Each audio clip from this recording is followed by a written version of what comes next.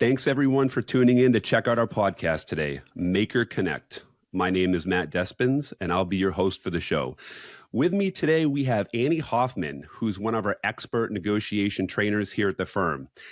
Given a lot of our audience is actually from LinkedIn, I'm not quite sure our guest today needs an introduction.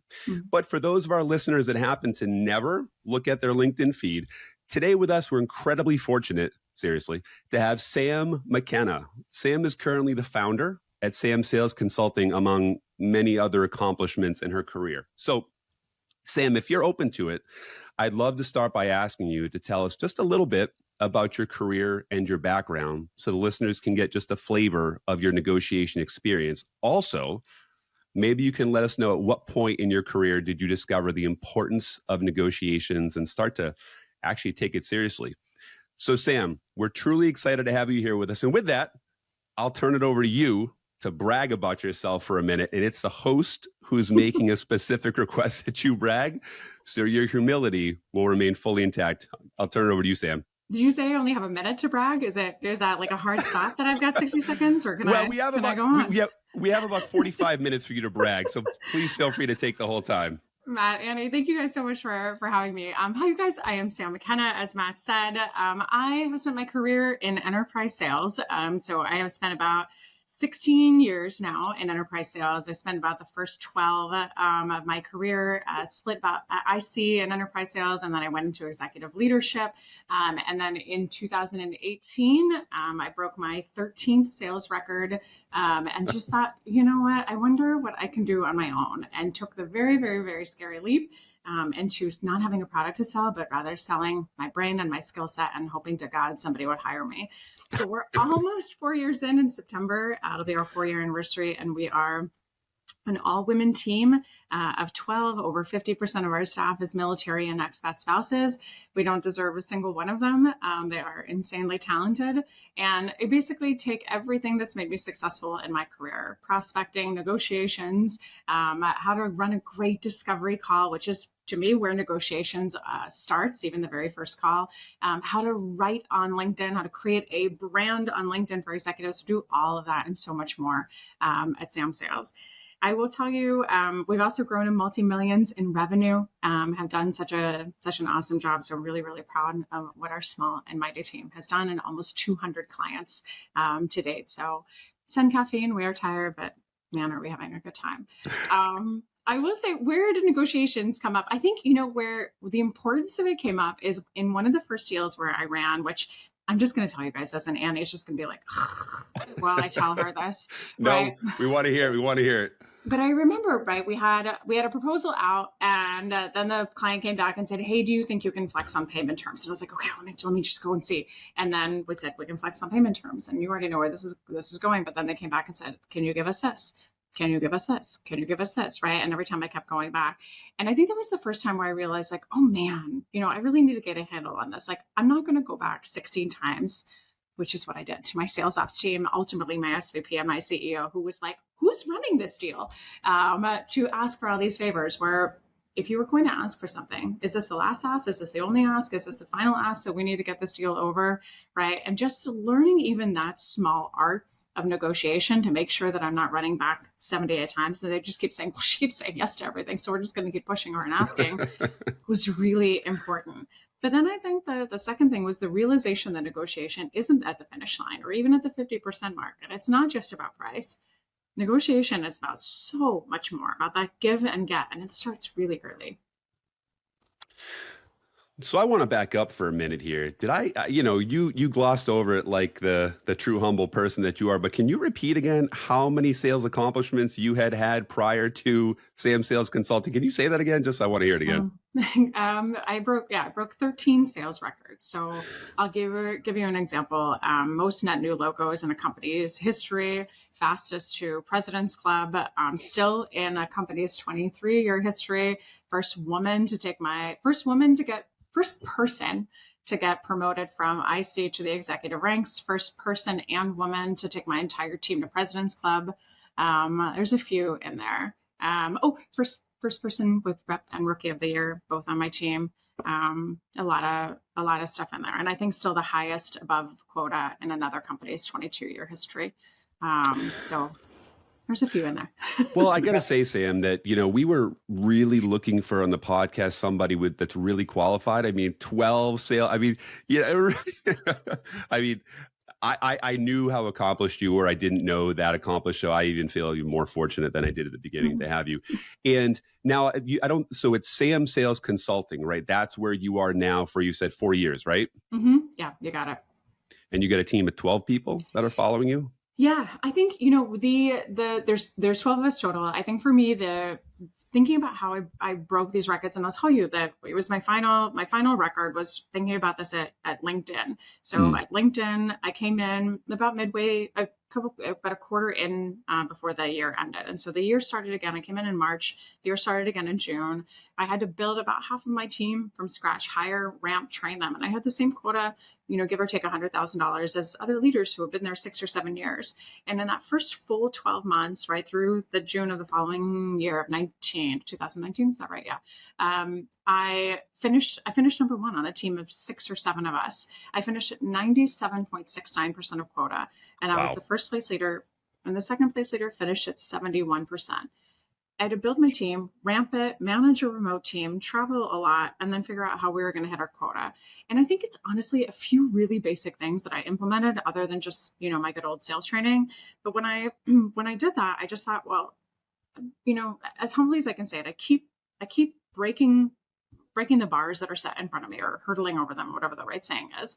I just thought I probably can work less, LOL, and make even if I work half the time I'm working now, I don't have to travel as much, and I make half of what I'm making now with half the time. I'd be so happy, right? I was very fortunate to be very financially successful across the last 10 years of my, I guess now 12 years of my career, but I just thought, even if I can make half of that and live a balanced life, that'll be great. And of course, everybody laughed at me and thinking, like, there's no shot in hell you're going to work 20 hours a week, but okay, we're cheering for you. And that went out the window in a couple of weeks. But I thought, when I got our first few clients, a company called Lisi and then a company called Clearview Social, which were clients of mine, kind of in this space that I was in before, but they just said, we have absolutely no idea what we're doing with sales. Will you come and show us? And I was like, oh. And then when I really dug in, I was like, oh my God, like the stuff that's like groundbreaking for them is like breathing for me. And then our company just kept growing out of need, right? No one's responding to our sales emails. Well, let me look at them. Well, they're really crappy. That's why, right? My posts don't succeed on LinkedIn. Our discovery calls are garbage. Well, let me hear them. Oh yeah, they really are. And so we just kept building and saying, we can teach you how to do that. We can teach others how to do that. So that's how we also scaled. I think we've got 7 lines of business now at Sam Sales. So I think it's just what we do. So to me, sales truly is like breathing. It's peopling. And I think with negotiations as well, if you are transparent, if you communicate early, right, and if you talk about your mutual interests of what we're trying to get to in a transparent way, I mean, toss all this other sales crap and lingo out the window. The people who write emails that are like, Annie, would it be the worst idea for us to meet and talk about, oh my God, no. Would you ever say that to somebody in person? Just be a human. Okay, I'll stop talking, Matt. No, I want to hear more. I'm sitting. So what you're saying resonates so much with me personally, and the concept that the Maker Group. And so in my previous careers, I was a mental health therapist. I was also a police officer. And so I believe very much about, long story. I believe very much about being genuine and transparent, right? I think nowadays everybody's using the corporate lingo, like get this stood up and circle back and all these things, right? But like we talk about all the time, it's about relationships, right? It's about the humanity of it.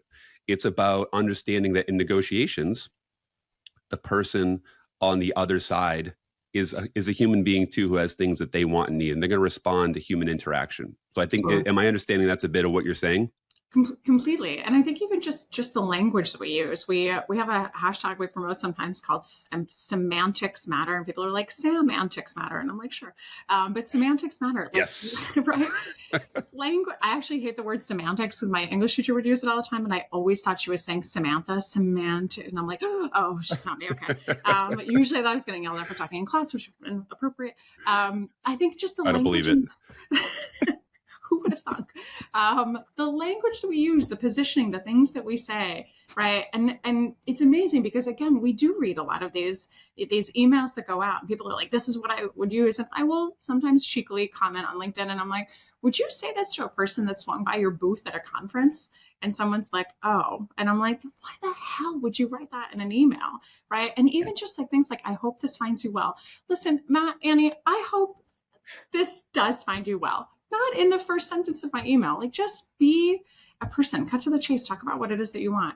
I think also just thinking about, we always think about us. And I think one of the things that makes us different in sales, right? What we teach in sales is that I frankly, I don't know if I'm allowed to curse. I'm going for it. I don't give a shit about us. I just don't. You were nice enough to give me 30 minutes of your time for a discovery call. You somehow deciphered by looking at our website or seeing the content that we have online that we could help you. And so you put an inbound lead and said, I think you can help us. It's our job to, in my opinion, to make good use of your time. So I'm going to ask you questions. I'm going to figure out, I'm not figuring out how to sell to you. I want to know what your challenges are. I want to know what your goals are and what you're trying to achieve. I am hopeful because I love money that it's us that can help you. Yep. But if not, the almost as sweet win is finding somebody who can help you and making a recommendation, because guess what? It's like that trustworthy mechanic, right? If I listen to you and I'm like, hey, it's not us, or we can help you, where you can get the same thing from one of our trusted advisors for like half the price, go and do that. They're going to be like, what the hell just happened? And I'll be like, I know, come back to us when you do have more money, or your friends do, or whatever it is, right? That to me is like, that's the art of being human. And I think sales is truly helping others. And if we change our language and if we put ourselves second and we just think about the buyers, that mantra is going to create a domino effect. It is not an accident that have broken all these records. It's not an accident that our business scaled. We're a services business. We're not a SaaS business, right? 200 clients for SaaS, 200 clients in 4 years for a services business. Holy shit. And I think like that's it, because we put people first and that's it. Yeah. Sam, you make so many great comments about the process of sales, and some of which is not different than negotiation. And it's every encounter, every email, every phone call is part of the negotiation. It's not just that single point in time where we're sitting down and talking about a contract. It is that interaction. I think, sorry, Anna, go ahead. No, you're good. You're exactly right. We say this all the time. Every single interaction you have with a buyer, with that same single buyer, is an opportunity to build or hurt your reputation one way or the other, right? So you've got to think about that. Like, how do you continue building value? How do you continue making yourself an asset to them? How do you continue to look for opportunities to help them, right? And I think also if you take the time to invest in that person, build a relationship, show me you know me, care about them, you can also ask for things that you might not normally get to ask for earlier in the relationship, right? So you might get to ask for an introduction to another line of business sooner rather than later. You might get to ask for a referral. You might get to say, I never say this, how can we get this deal over before the end of the quarter? Because it would be really meaningful to me, because you've actually taken the time to invest in somebody. And I think like you said, like negotiations happen in every single interaction. But I think what's even more important to think about is we often, more often than not, don't teach our reps how to even have a good first date, right? If we know that negotiations happen on the discovery call, right, and we're sending them out blindly, we're sending these people who don't have no model of what a good first date looks like. And I think this is a very contrarian opinion, but I think setting agendas on discovery calls is the most bananas thing I've ever heard in my life. And I will get reps who are like, that is nuts. I've been taught to set agendas my whole life. And I'm like, cool. Would you set, I always talk about sales and dating. Would you set an agenda on a first date? Annie, thanks for meeting me for drinks. I'm going to tell you about myself. You're going to tell me about yourself. We're going to see if there's mutual alignment. And if there is, we'll go on a second date. No, because Annie, you'd be like, no shit, Sherlock. It'd be the weirdest thing. And what a waste of 3 minutes. So set the agenda before, right? And then show up ready to rock and roll with your show me, you know me, rapport building, and then figuring out what the hell they showed up for. Yeah. And asking good questions right off the bat. Oh my God. And developing benevolence over time will ultimately lead to more value creation. Right. And I think even the thing about that, right? Like the just the human connection when you show up of how to ask great questions. This is something I think baffling for our moment in time, which when I talk to sales leaders about this, they're like, wait, what? when you kind of think about, if you think about I'm about to be 42. When you think about the age 35, about people who are about 35 today in 2023 and back, those are individuals who actually communicate in a different way. And they communicate not by asking, it's just a generational thing. They communicate by talking to each other. So I'm like, Annie, here's what I had for lunch. You tell me. And then I'm like, Matt, here's what I did this weekend. I'm not like, Matt, how was your weekend? What did you do for the 4th of July? For those who celebrate, I'm not doing that. That's not what that generation does. So even when we say, go ask good question, ask open-ended questions, ask the question behind the question, ask active listening questions. We say that as leaders who might be earlier or later in our career, and reps are like, thumbs up. And they're like, what the hell is an active listening question? We're asking them to do something in their career they don't even know how to do in their personal life, which I think is baffling for more tenured leaders, because that seems natural to us. And it's a completely new skill set for them. You bring up an interesting point. Oh, a lot of them. But, one of them is you made a comparison between dating in the initial stages of sales. I've heard some stuff in the ethos about dating a while back and stuff. So, some of that stuff. But you're so right that the number one rule of dating, right, is to be authentic and comfortable. Yeah. People can sense that, right? If you're uncomfortable, they get uncomfortable. It's just like, if you're smiling, other people smile.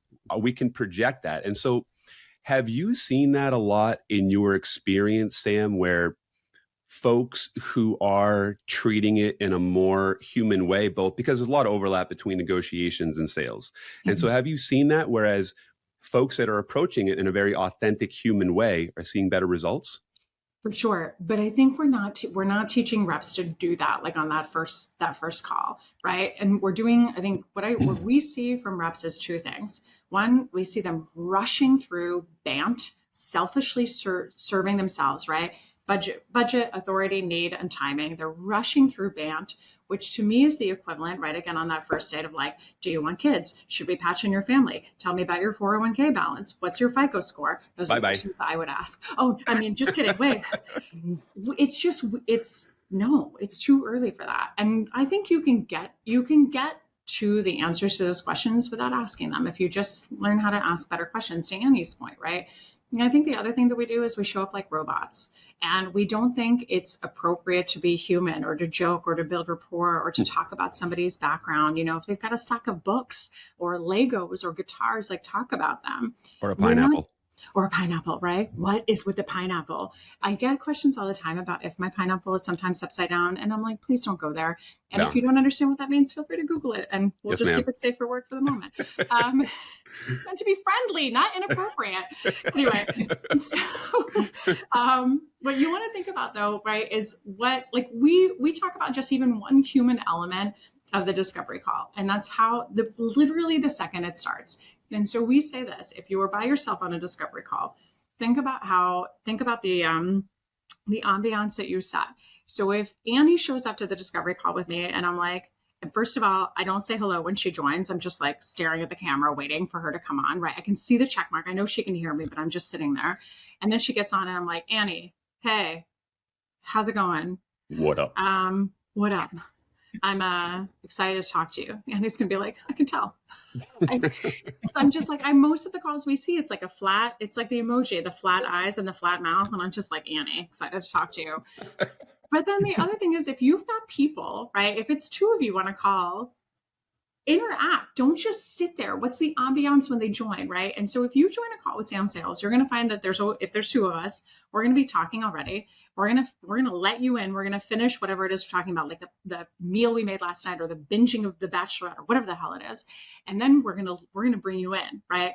Oh my God, Matt, Sarah was just talking about this complex dinner that she made last night. It's all the craze on TikTok. Have you seen this? Think of the opposite. If you see the person's joining, right, and you're like, shh, they're joining. Think about if you did that at a conference. Let's say Sarah and I are at a high top and we're waiting for the person to join, right, to meet us for the drink date they agreed to at this conference. And we see them start to walk up and we're like, shh, they're coming. And then we just stare at them silently. They're going to be like, what the hell's going on, right? Why do we do those things in digital selling? that we would never do in person? Why do we say things in emails that we would never say in person? It's the weirdest thing to me. So even just starts with that ambiance. Are you friendly? Are you smiling? You don't have to be the over enthusiastic, excited, handsy bird that I am, right? But even just a smile to say, Matt, great to meet you. Thanks for joining. Here's the list of 19 questions I have for you. Don't do that. Just kidding. So my approach to viewing everybody in a very humanistic way comes from that background that I talked about. And that started way back when, from childhood stuff. But so I've always been a very authentic, genuine person, including in my careers. Where do you think, because Sam, quite frankly, this approach that you're talking about explains why you have so much success, because you're talking about things that 95% of the industry are not doing, right? No kidding. Where do you think that came from in you? Like, how did that develop? I feel like it's a terrible answer because it's my parents and my Swiss upbringing. So I was born in Switzerland. I moved to the States when I was 5, hence no accent. Everybody called me Frenchie, and I'm like, first of all, wrong country. Second of all, over there, it's over there. Yeah. But both my parents were, and it's not to say that because they were extroverted, I was extroverted. They were gregarious. They were both entrepreneurs. They were super client focused. My dad went to the most prestigious hotelier school in Switzerland and then was a GM his whole life in these insane properties, which really set the bar high for not being able to afford to stay at those places when I got out of college. But then my mom, same thing. She ran a business, and it's really interesting because in high school, in middle school and high school, about every 6 to 8 weeks, we would go to Europe for a week for her work. And my teachers were beside themselves with all the school I was missing. And I was like, see ya. I'm very excited. But what an education. Yeah. Seeing her build relationships, host dinners, negotiate, create, vendor relationships for things that she was importing was an insane education, but mostly just how to build relationships. And, I think I've always been naturally competitive, but 2 extroverted, very excited and bubbly. And then I think that just continues to go on. I literally have overly enthusiastic in my LinkedIn headline, more as a warning for anybody. Speaking about LinkedIn, so for any of our listeners right now who have just heard this and they're like, wow, this woman sounds too good to be true. Let me reassure you that when I reached out to Sam McKenna, we didn't know each other. I obviously knew of her because she's famous and I'm not, but the point of it is that she showed me the kind of grace, humility, and genuine kindness that you're seeing right now with her. She was so engaging and friendly, even though at that point I had nothing to offer her in that sense. She didn't need anything from me, certainly. And so I just want to make it a point and pause here and say that to everybody, what you're seeing here, these are just facts. What you're seeing here, this is genuinely who Sam is. And this is genuinely how she approaches her day-to-day sales at Sam Sales. So, I want to ask you to comment on that because that'd be weird, Sam, but we'll go on from there. So, I want to ask you, because a lot of what you talk about, and by the way, I agree totally with your concept of you're walking and you bring the person with you, right? You're not standing there waiting for them. Hi, let's walk. It's like, hey, I'm kind of doing this thing. I kind of want you to come with me, right? Similarly, if you're at a table and somebody walks away, I always make it a point to start any kind of conversation so that person walking away doesn't think we're silent talking about them, right? I do the exact same thing. I know you did. You did. And like vocally, I'm like, let's talk about birds, or like, right, yeah. Completely that's so funny. Yeah. I knew you did. That's why I said that. So speaking about another emotion that's involved in negotiations and in sales too, fear. Mm-hmm. People have a lot of fear related to disappointing other people, a lot of fear around looking dumb. I'm way past that. I do it so much. I'm comfortable with it now. Same, but yeah. So, but where do you think that insecurity or emotion stems from in the negotiation and sales process? And how do you at Sam Sales talk people through that on both sides, negotiation and sales? I think fear can be like 100 different things in negotiations, but I think one of them is like the fear of talking about our mutual interests. Like, I think a lot of it, and this goes for relationship sellers as well, right? We talk about the best seller are challenger sellers, and the worst are relationship sellers. Even though most people are relationship sellers, there's a fear around talking about the fact that we are here to close business. There's a fear around talking about the fact that we are here to make money. There's a fear about talking about this is what I am hopeful for, right? We want to make sure that everything is around the client, right? And tied to the client's needs and what they're looking to accomplish. But even just talking about that, right? We don't create a mutual action plan, which, by the way, I believe in those. I just hate the language. We don't talk about deadlines. We don't talk about, why won't this deal get done? There's fear, I think, around asking the tough questions and then just being honest about what we want. So I think that's one of the primary places this comes in. And I think the biggest thing for me to kick that fear out is to be transparent. And that doesn't mean that in the, when we start to talk about how this deal will progress, of saying like, I need to get this deal done by my fourth quarter. How do we make this happen? No, like that's not it. That's talking about the transparency of like, what do you need from us? Like, what are your goals, right? What is going to make you look successful? What is it that, I'm implementing this in 12 months is going to mean for you, right? How are you measured and how will this impact the metrics you're measured by? When we kind of start to ask those questions, right, then we can build what it is that we want back in that negotiation, like kicking that fear out of the way. We have mutual interests. If somebody says the biggest thing that's going to make me look like a star is being able, we've gone down this road with you guys 100 times. Every single time we go down this road, you come back to us and say it's $100,000. The thing that I am most trying to do is get this for 90, right? It's going to help me look like a star. So how do I do that? How do you do that? You sign for 2 years. So you sign by Q4. You give us a testimonial. You sit on our customer advisory board, like whatever it is. We need to understand their interests first so that we can ask for us back and figure out how do we do that give get. Don't be afraid to talk about that stuff. They know you're in sales. I know, crazy, I know, right? But I think that's one thing. I think the other thing, sometimes we are fearful around talking about price, and we're fearful, right, about especially if we are the most expensive. I don't know that we at Sam Sales are the most expensive. We are expensive, right? I know that. And we know that because you're going to get one hell of a product from us, right? But I think there's fear around talking about that, why it's expensive. But I would say just two things. One, positioning is key, especially in the beginning. And I'll talk about that in a second. But I think two, validating your pricing, right? So what is it that's different about you at this price versus someone else? Let's kind of talk about that first piece. A mistake that I see reps often make in that negotiating process is they might have a call with a really interested buyer who, let's take LinkedIn, for instance. When I sold LinkedIn Sales Navigator, when my reps did, it was, let's call it $1,600 per seat. So we might have an executive sales leader who comes on a discovery call, says, I know this is really important. We need to buy it. How much does it cost again? And the rep would say, how many reps do you have again? 100? It costs you 160 grand. And the buyer's like, shit, like there's no way I'm going to be able to afford that. When instead, we need to think about worst case scenario and lowest point of entry. So we might say, right, instead, like it's $1,600 per license. You have a minimum of 10 seats that are required. So worst case, to even do business with us, it's going to cost you $16,000. However, the more seats you buy, the longer you buy for, and there was another lever, I can't remember it right now, that seat price comes down.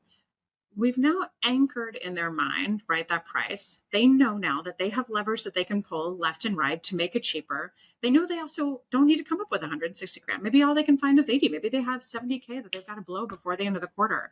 But when we say 160, even though we think buyers are smarter than that to be like, we're going to be less, right? We can turn them off. You've got to think about the absolute dumbest buyer that you're going to get in front of and communicate like that and hope that everybody else is about that. I think in terms of the logic of our pricing, think also about what's included in that amount. So for us, right, or I'll give you a quick example. I used to sell a webinar platform called On24. It was, I don't know, $3,400 or something a webinar. And we competed against WebEx that was $99 a month. How the hell are we going to compete with that? What was interesting, right, is the more often we competed with platforms that were $1,000 a webinar, because they were itemized. So $1,000, and then every other little thing that you needed was stacked on top of that. So once you do the math, you're usually paying $3,800 or $3,900, or thus you're paying $3,400. You have cost predictability. right? Feature benefits, so what? This is our price. This is what includes. And what most reps miss is that so what, which your buyers have to hear. But even at Sam Sales, when we give our pricing, we also say part of it's built in our pricing is your reps, without a shadow of a doubt, are going to reach out to us on LinkedIn, over email. They're going to DM us with questions, and we're going to charge you for that. So you get ongoing support, and we know it happens every single day. So it's just that logic. Why are you expensive? Why are you better? What's the cost predictability? What's the benefit, right? Talking about all of that, like let go of the fear of talking about pricing. Own it. Why are you awesome? Well, I think the other thing too that it goes back to is that you're touching on that same thing, which is relationships, right? And so when and especially Sam, in the way that you just literally spoke it here, right? There's a big difference between, well, it's $1,600 a month, blah, blah, blah, versus like, yeah, no, this is our cost, but this is what we're doing with it. And this is what you're getting in return, right? You broke it down in a very human way. You partnered with that person and made them feel that, look, I really do have your best interest at heart, because you do. Yeah. Right. Yeah. And so I think that's a part of it as well, too, is that relationship creation.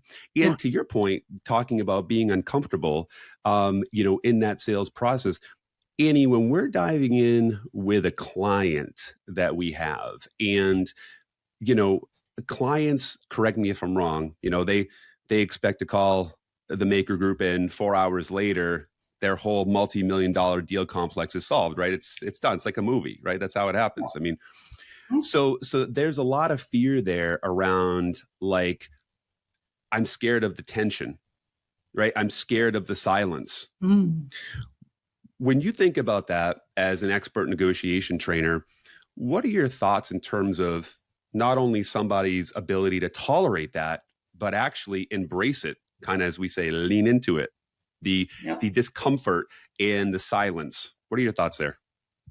Yeah. So when we work with clients, and I'll flat out ask them, does negotiation make you uncomfortable? 80 to 90% of people will raise their hands. Okay? And that is 100% normal. And when you're negotiating with someone else, the likelihood that they're uncomfortable is very high. So we work with people to say, hey, listen, you are going to feel all of those emotions. That anxiety, that stress, that fear, that uncomfortableness.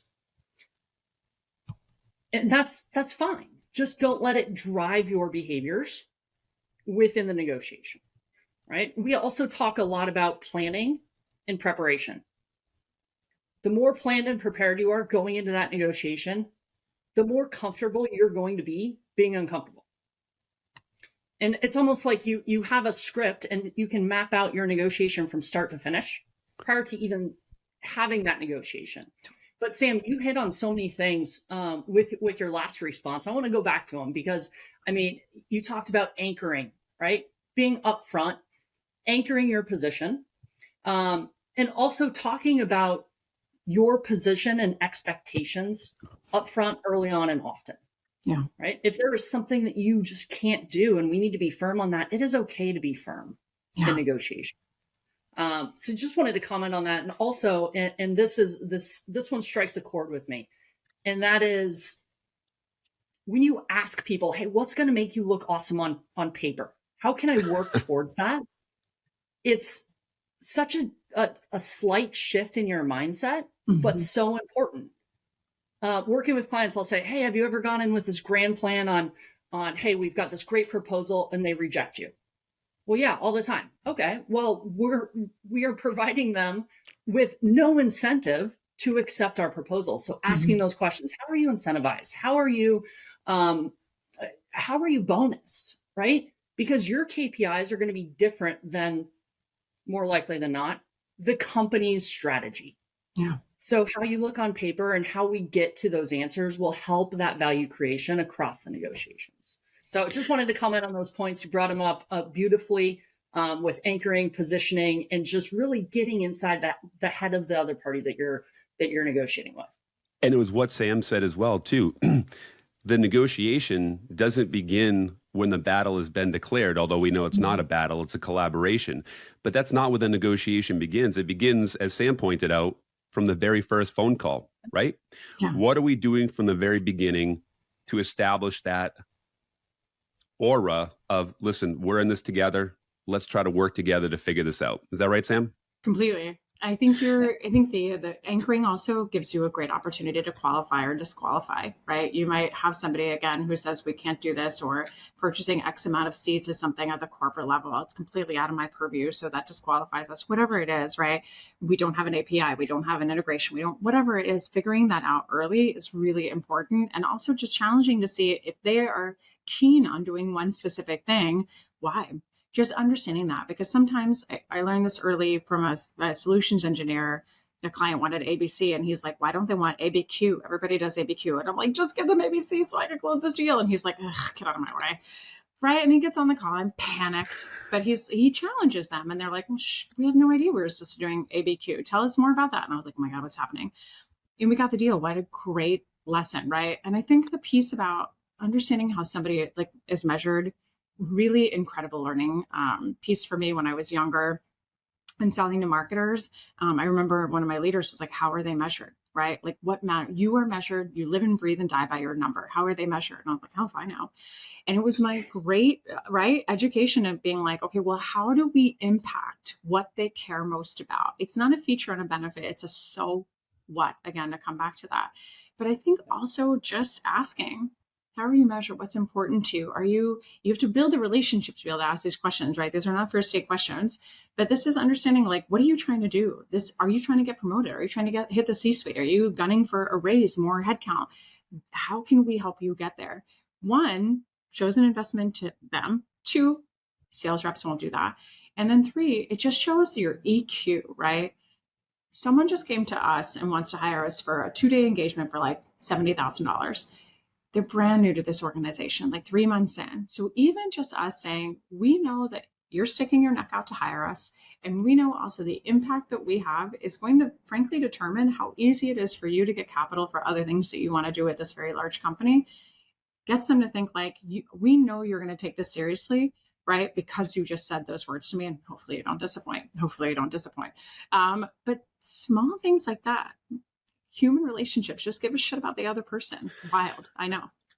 I mean, these are profound thoughts here. Giving a shit about other people. These are, but the irony of it is, while it seems like extremely intuitive, Sam, it's not being done that much, right? Which is why we all appreciate it so much. When I go to the bank and the teller behind the line, gives me whatever I was there for, and I say, you know what?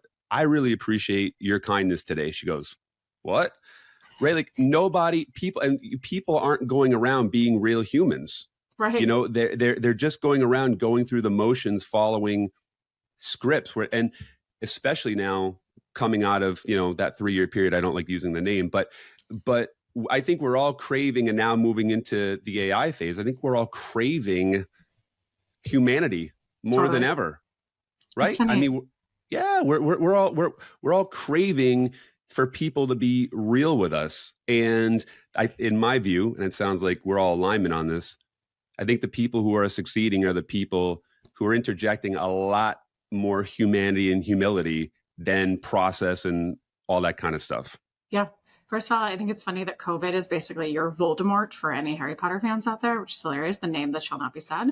But second, yep. I say this all the time, right? Like everybody's like, yes, ChatGPT. And I'm like, yes, ChatGPT, like all this great stuff. Amazing how AI can help us with efficiency of learning and access to information. At the end of the day, everyone's panicked about robots taking over. The robots aren't going to win, right? The humans are going to win.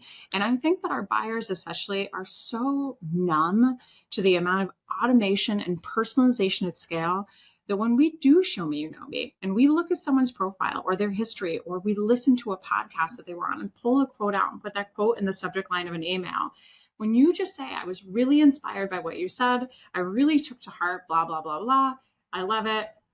While I could talk about this forever, I'm really here to sell you something in a much more well-positioned, an elegant way. But when you do that, you're standing out because nobody else does it, right? As the queens of Show Me You Know Me, the amount of spam, quick questions, Sam and Bill Connect that we get every single day, my God, stand out. Write 20 great personalized emails in a week. I put the time in. It may take you 30 minutes per email. Who cares? Do it. You'll see your open rate skyrocket, your response rate skyrocket, and your brand. Don't you want to be known for being somebody who's elite, who's above average, who gives a darn about people, rather than a gross spray and spray or whatever the hell it is that we're not even supposed to say anymore, I think now, rep that's just like quick connect. Oh, God. Anyway, yes, 3 cheers for humanity.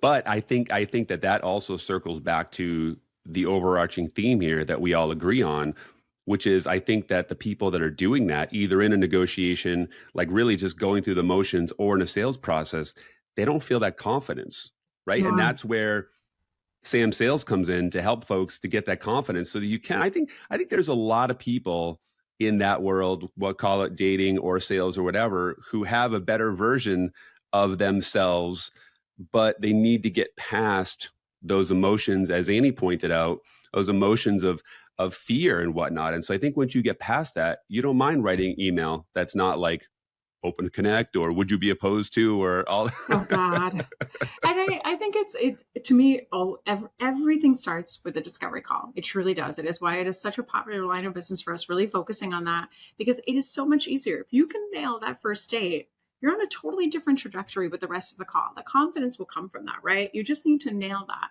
And again, that framework is missing, or we give them sales methodology frameworks, right? BANT, MEDIC, etc.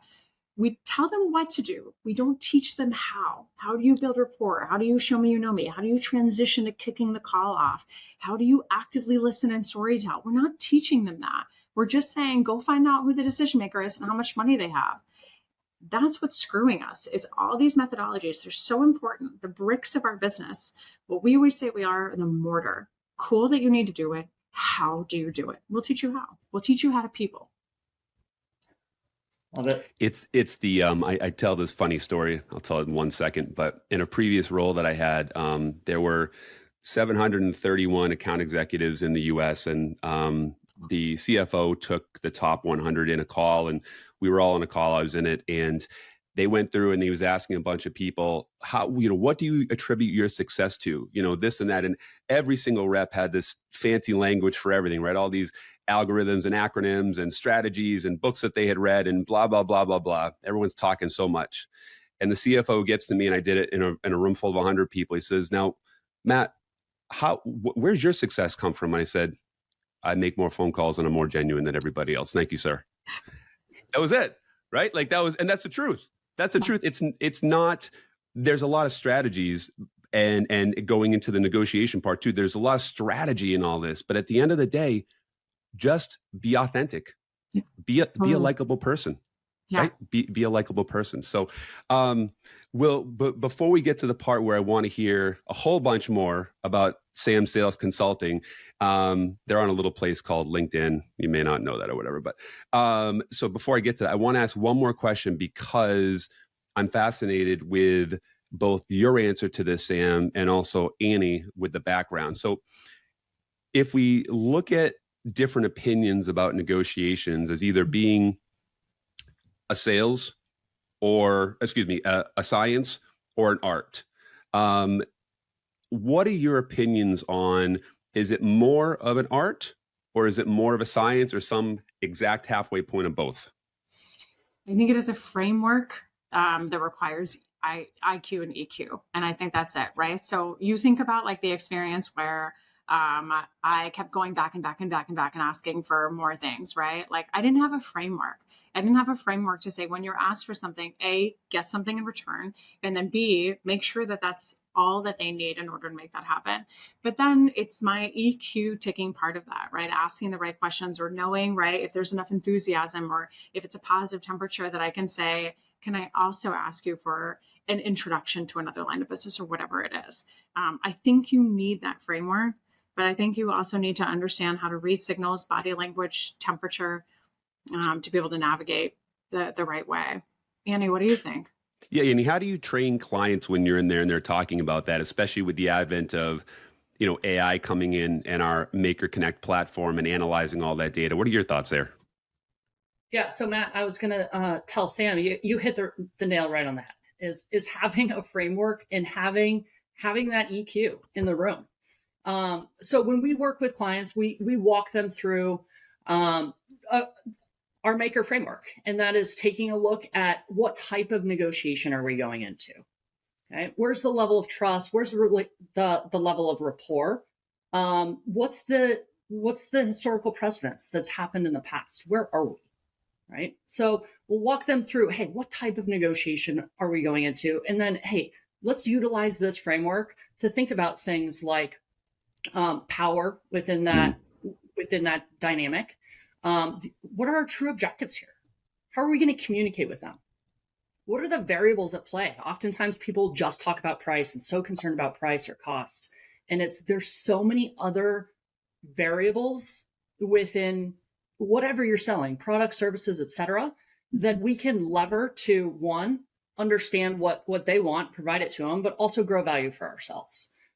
So we take them through our maker framework, which encompasses all of those things. And then how are we going to negotiate this based on the behaviors that we want to use? So kind of like setting up the guardrails to go in to be able to combine a bit of both the EQ and the science part of it, right? 100%. We also talk a lot about just the nonverbal communication, right? People will subconsciously do these things, and Matt being former police, I'm sure you've seen this in your past as well, is reading people's nonverbal cues, reading what they do when you say something. Oftentimes we're so far inside of our own heads that we're not even really paying attention to that other party. So picking up on some of these things and really listening to what they have to say, or take it one step further, a lack of what they don't say. Yes. So reading between the lines as well. I gotta add to that really quick. I think we also have to be mindful of that. Like, that's such a great point, Annie, right? Are we looking and picking up on those cues, like going like this, or all the little things we might not see? I also just want to say two things. I love for high value, high intensity demos or calls or proposal reviews that you have. There should always be somebody, a partner for you as a sales rep there. If it can't be your leader, it should be another successful rep, just to be eyes and ears, because you as the rep are focused, right, on leading that call. Just the other thing, be mindful of your own verbal cues, right? We say this again, back to discovery. The most reps are like the entire time on the call. If somebody tells us, right, like, I don't want to interrupt a stream of consciousness, especially in the beginning. So I need to make sure that they understand, right, that they can see me understanding what they're saying. So if somebody says we have a conversion from discovery call to demo that's 6%. And if I just sit there, they're not going to have any idea if I know. Heads up, it should be around like 60, 70%. But if I'm like, they're like, oh, I know. What a great way to immediately build rapport, that I get that it's a challenge without having to say anything else, right? So it builds trust, right? If someone's like, what we really need is 90K versus 100K. If I'm like, it might encourage them to keep talking, or just saying, oh, there's hope there. I saw her make a face, right? Like, okay, let me keep pushing on this and telling her more of why or whatever. Those things are so key. 100%. Speaking of being able to establish rapport and relationships early, and looking at your LinkedIn bio right now, Sam, there's just so many things and so many impressive things. I mean, keynote speaker, 13 sales records, some investing, overly enthusiastic. No, we've seen no evidence here of that today.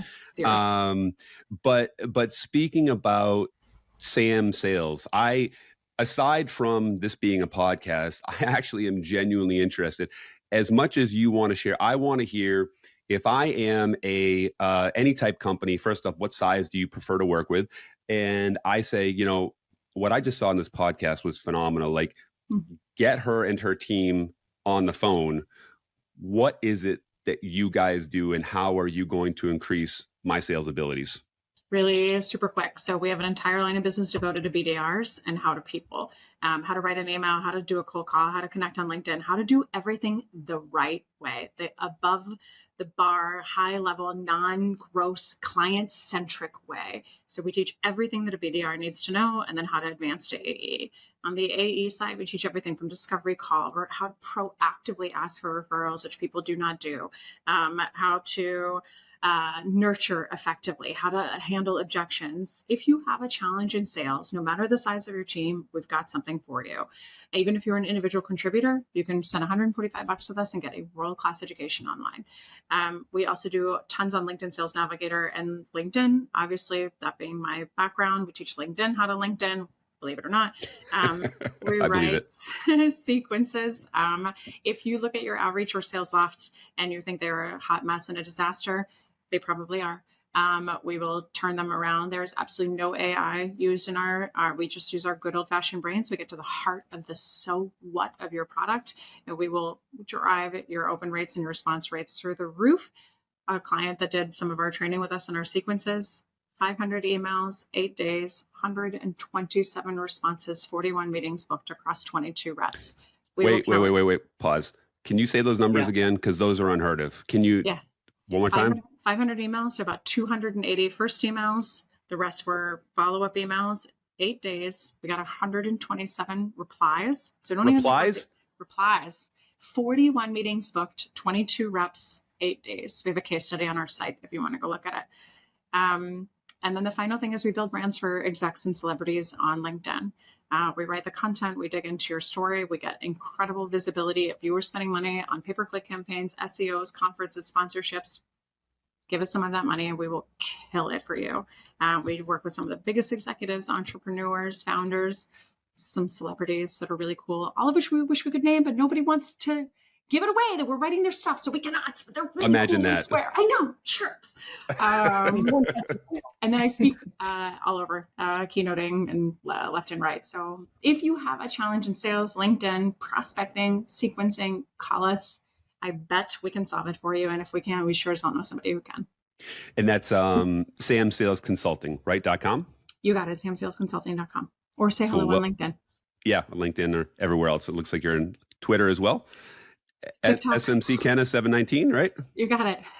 Okay, cool. Got it up. Well, I mean it truly and genuinely. This was an absolute pleasure. I took away so much from this and definitely feel very fortunate to have you on. So in closing, Annie, first I'll open it up to you. Do you have anything that you want to add?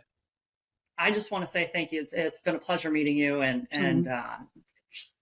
you just come off as a massive inspiration. So I just want to crush everything sales right now. Sam, before I let you go, do you have any particular motivational speakers or anything that you listen to or like, or just not so much into that?